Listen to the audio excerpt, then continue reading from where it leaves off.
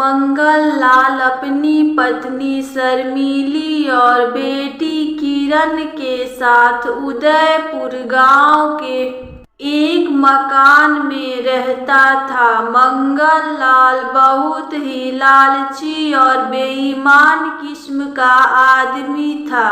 पेशे से वह एक जमींदार था।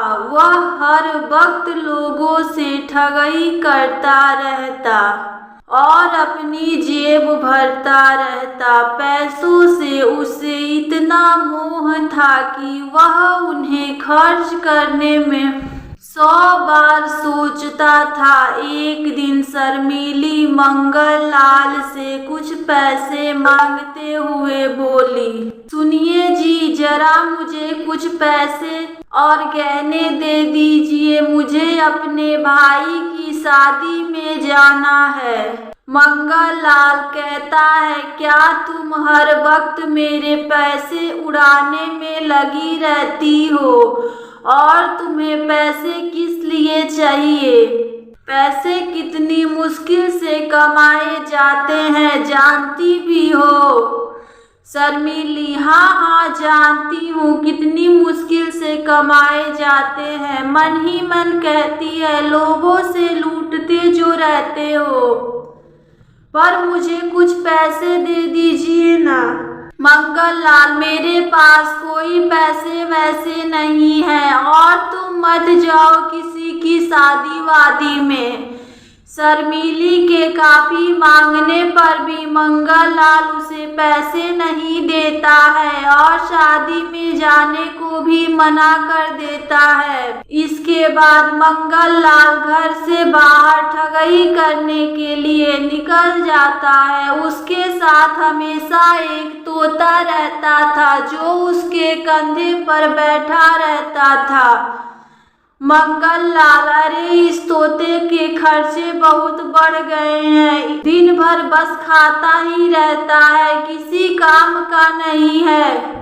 चलो अभी मैं इसको कुछ काम पे लगाता हूँ। इतने में उसे सामने से बिरजू डाकिया बैंक से पैसे लाते हुए दिखाई देता है। मंगल लाल उसे अपनी ठगी के जाल में फंसाने के लिए जोर से बोलता है, मंगल लाल, तोता जा और बस स्टैंड पर बस वाले से कहना कि मैं थोड़ी ही देर में वहां पहुंच रहा हूं, तब तक बस रोका रखेगा। मंगल लाल के ऐसा कहने पर तोता तुरंत बस स्टैंड की तरफ उड़ जाता है। यह देखकर बिरजू डाकिया को लगता है कि सच में यह तोता अपने मालिक की बात मानता है। बिरजू डाकिया, वाह भाई साहब, क्या यह तोता आपकी बात सच में मानता है? मंगल लाल, हाँ, यह मेरा दुलारा और आज्ञाकारी तोता है।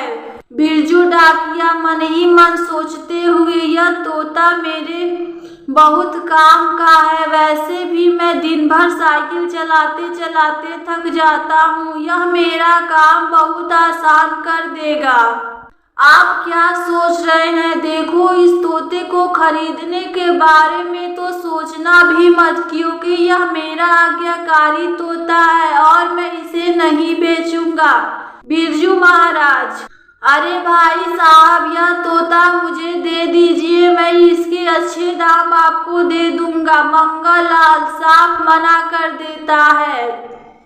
इससे बिरजू डाकिया को भी यह यकीन हो जाता है कि यह एक आज्ञाकारी और होनहार तोता है, तभी तो मंगल लाल उसे नहीं देना चाहता। बिरजू डाकिये को तो तोते की काबिलियत काफी पसंद आई और वह उसे हर कीमत में लेना चाहता था, इसीलिए उसने इस बार तोते की कीमत को बढ़ाकर कहा, बिरजू डाकिया भाई साहब, यह तोता मुझे दे दीजिए, मैं आपको इसके 200 रुपए दे दूंगा।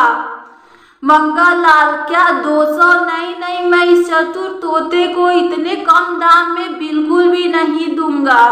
बिरजू डाकिया, अरे भाई साहब, ऐसा ना कहो। अच्छा ठीक है, आप ही बताओ कि आप इसे कितने में बेचना चाहते हो। मंगल लाल, कम से कम 1000, हालांकि यह भी कम ही है, लेकिन 1000 में यह तोता तुम्हें दे सकता हूँ। इतने में तोता वापस आ जाता है और मंगल लाल के कंधे पर बैठ जाता है। मंगल लाल के 1000 मांगने पर बिरजू डाकिया थोड़ी देर तक सोचता है, लेकिन तोते की काबिलियत से बिरजू डाकिया बहुत प्रभावित हो चुका था। इसीलिए वह कहता है, अच्छा ठीक है भाई साहब, मैं आपको इसके 1000 रुपए दे सकता हूँ, लेकिन क्या यह तोता मेरी बात मानेगा?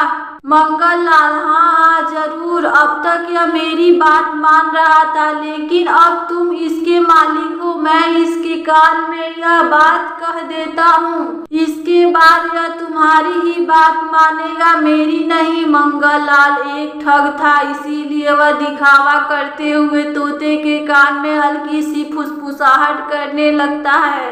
इसके बाद बिरजू डाकिया उस तोते को कंधे पर बैठाकर वहां से जाने लगता है। अगले दिन सुबह के समय बिरजू डाकिया उस तोते को एक खत देता है और उसे सही जगह पहुंचाने को कहता है। तोता खत को लेकर उड़ तो जाता है, लेकिन शाम तक वापस नहीं आता। सुबह से शाम तक बिरजू डाकिया उसका इंतजार करता है और अंत में बहुत क्रोधित होता है। बिरजू डाकिया, लगता है उस आदमी ने मुझे ठग लिया, रुको अभी मैं उसके पास जाता हूँ, फिर मैं उसे बताऊंगा। इस बार फिर मंगल लाल उसी रास्ते से किसी दूसरे को ठगने के लिए जाता है। तभी उसे वह बिरजू डाकिया मिलता है। बिरजू डाकिया, क्यों भाई, तुमने मुझे ठग लिया है ना? तुमने जो तोता मुझे दिया था, मैंने उसे खत भेजने को कहा था, लेकिन वह अभी तक लौटा ही नहीं। मंगल लाल, तुम क्या पागल हो जैसी बातें कर रहे हो? मैंने तो तुमको अपना तोता दे दिया, तो भी भला मैं तुम्हें कैसे ठग सकता हूँ? बिरजू डाकिया, अच्छा तो वह तोता फिर वापस आया क्यों नहीं?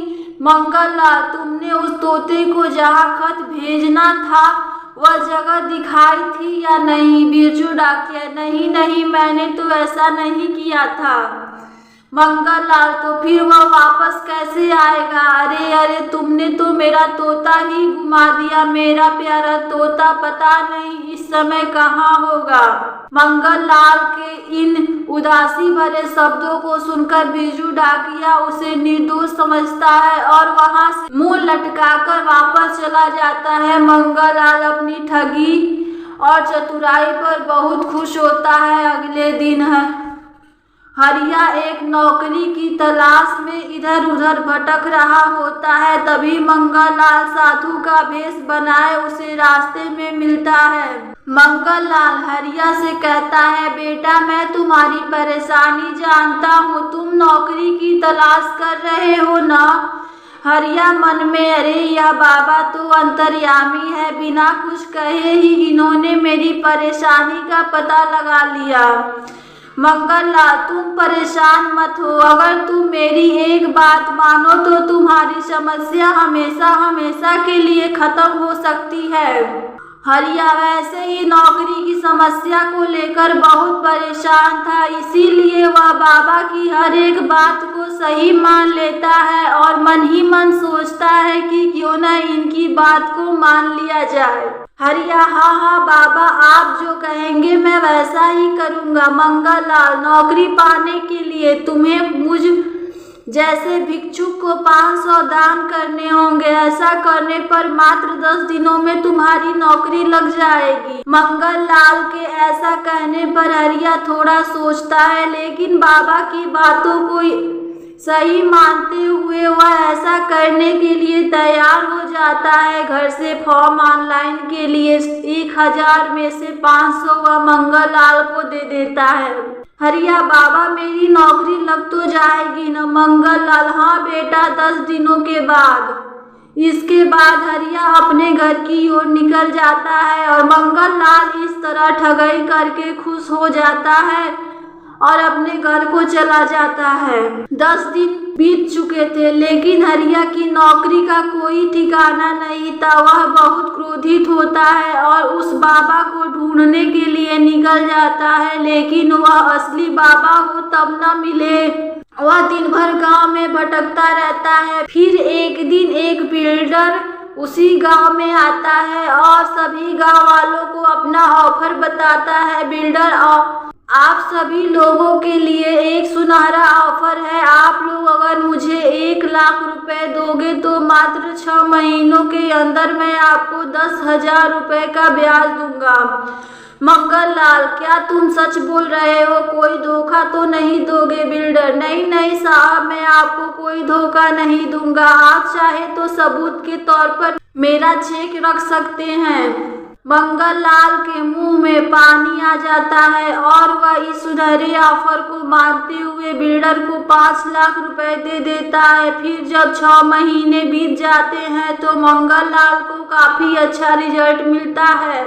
उसे बदले में काफी पैसे मिलते हैं, जिसे देखकर वह बहुत खुश होता है। इसी मुनाफे को और बनाने के लिए वह पास के गांव में जाता है और यही ऑफर उन्हें समझाता है। दूसरे गांव के लोग उस पर भरोसा करते हैं और उसे पैसा दे देते हैं।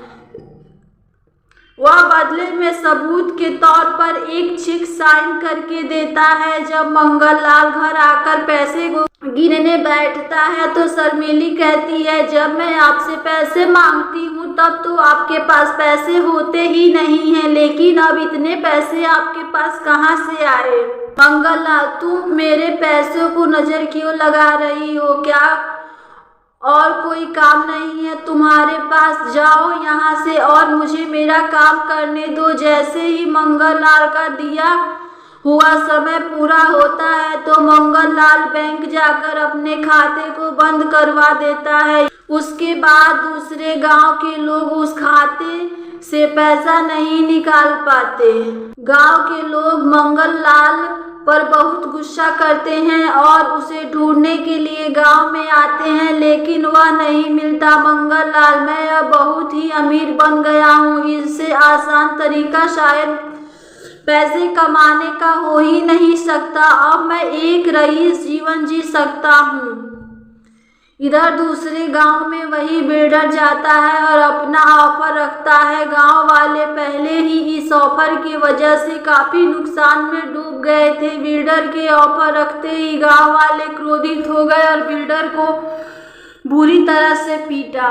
बिल्डर, लेकिन मैंने तो ऐसा नहीं किया। मैंने तो आपको एक सुनहरा ऑफर बताने आया था और मैंने तो इस गांव में पहली बार प्रवेश किया है। काफी समझाने के बाद भी गांव वाले उस पर भरोसा नहीं करते। बिल्डर को समझ आ चुका था कि उसके इस सुनहरे ऑफर का कोई गलत इस्तेमाल कर रहा है और इन गांव वालों को ठग रहा है।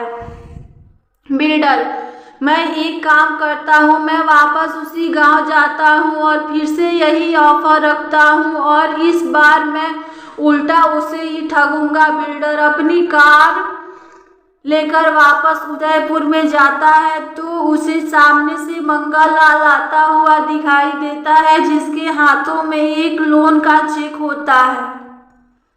बिल्डर, अच्छा तो यही वह आदमी है जो इस सुनहरे ऑफर का गलत इस्तेमाल कर रहा है। बिल्डर, रुकिए सर, इस बार हम आपके लिए एक और नया ऑफर लेकर आए हैं। मंगल लाल, हाँ बताइए क्या है नया ऑफर? बिल्डर, इस बार हम केवल 1 महीने में आपको 20,000 रुपए ब्याज देंगे। मंगल लाल, यह तो बहुत ही बम्पर ऑफर है। चलो मैं अपनी जमीन और बचे हुए सभी पैसे एक साथ लगा देता हूँ। इसके बाद मैं बहुत ही अमीर हो जाऊंगा और अपनी बेटी की बहुत अच्छे से शादी करूंगा। शर्मिली, अच्छा हुआ तुम्हारे साथ, तुम लोगों को ठगा करते थे और आज खुद ही ठग गए। अब मैं भी मायके जा रही हूँ बेटी को साथ लेकर और तुम्हारे साथ अब कभी नहीं रहूंगी। शर्मिली और किरण को घर छोड़कर जाते हुए देख मंगल लाल उन्हें रोकने की कोशिश करता है, लेकिन शर्मिली नहीं रुकती। मंगल लाल इस बार अपने कारनामे पर पूरी तरह शर्मिंदा था और उसे अब समझ आ चुका था कि ठगई और बेईमानी व्यक्ति को पूरी तरह से बर्बाद कर देता है।